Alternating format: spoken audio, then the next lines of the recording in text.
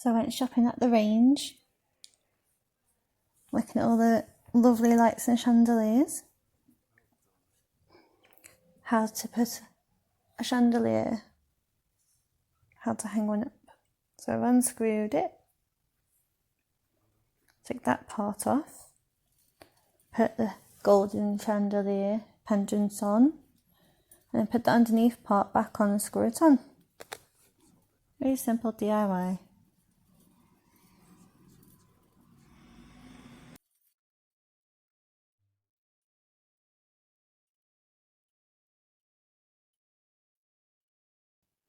I really love how it's turned out.